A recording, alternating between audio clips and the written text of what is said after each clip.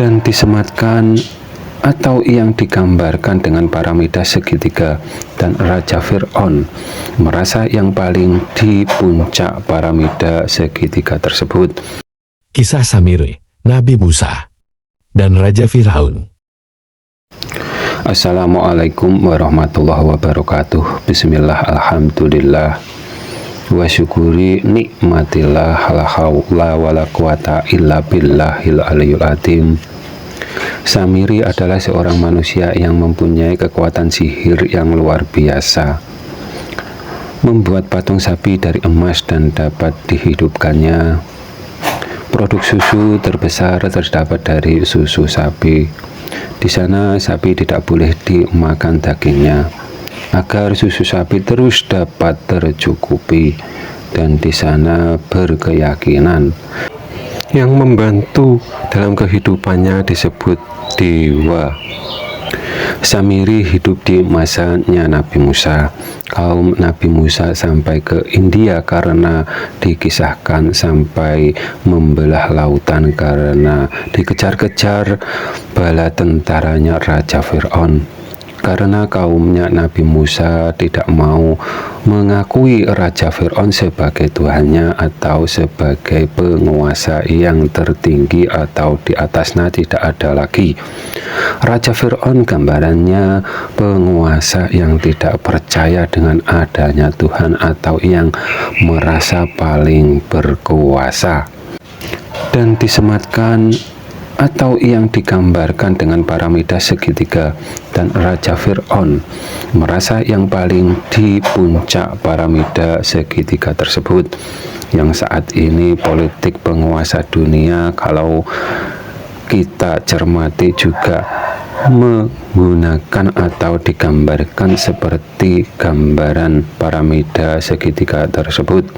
Yang demikian ini atas dasar dari mata uang yang dicetaknya bergambarkan puncak piramida dan bergambarkan mata sebelah atau mata satu.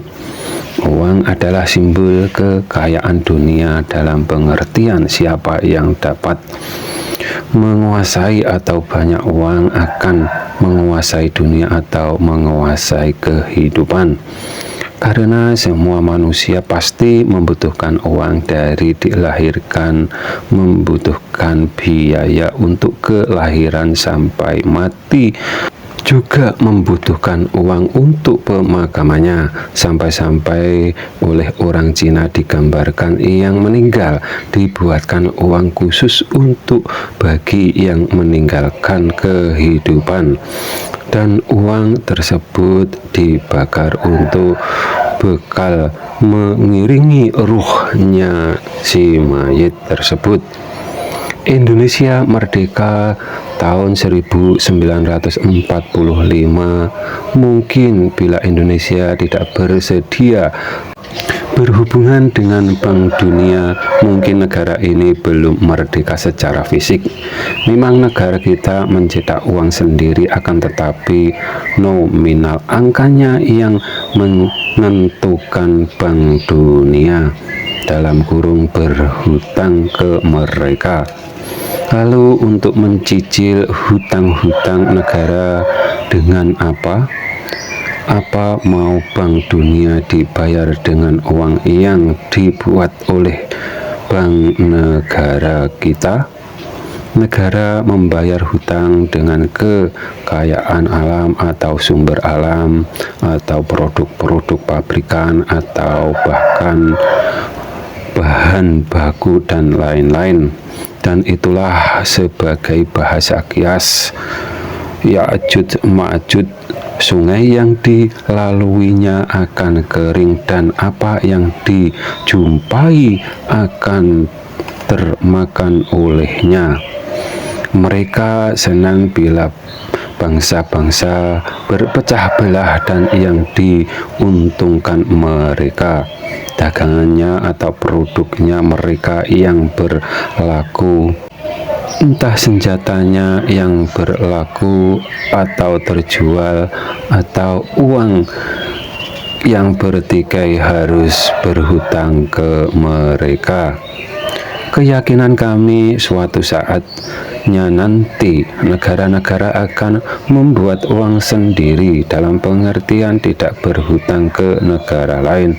Akan tetapi itu juga perlu dihitung atau diperhitungkan dengan cermat dan benar agar tidak terjadi kolaps seperti negara termiskin di dunia yang dulunya kaya raya setelah kekayaan alamnya habis, uangnya melimpah akan tetapi tidak ada nilainya. Kalau belanja membawa uangnya pakai gelindingan, barang yang didapat hampir sama. Semua negara akan merdeka bila manusia mau kembali ke Islamnya yang menjadi bekal dilahirkan ke muka bumi ini. Semua nabi itu hanya sebagai contoh agar umat manusia di zamannya dapat melaksanakan Islamnya yang menjadi bekal dilahirkan agar sampai akhir hayat tetap iman Islam.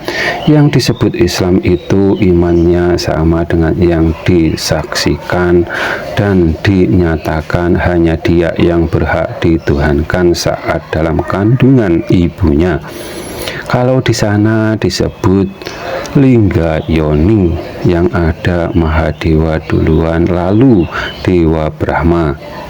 Mahadewa itu diri atau jasmani, Dewa Brahma itu gambaran ruh atau rohani.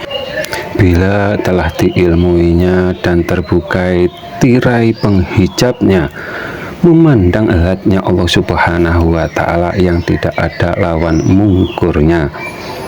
Dalam sifat zatnya Allah Subhanahu wa Ta'ala disebutkan maha menyempitkan semua makhluk ciptaannya. Intinya yang dihadapi Nabi Musa itu orang yang menuhankan dirinya sendiri dan yang menuhankan makhluknya atau yang disebut bertauhid mujasimah. Sabda baginda Nabi Muhammad SAW, perbuatan yang menyerupai mereka termasuk golongan mereka. Apabila ada kata yang salah kami mohon maaf. Semoga bermanfaat dunia akhirat. Akhiru salam. Wassalamualaikum warahmatullahi wabarakatuh.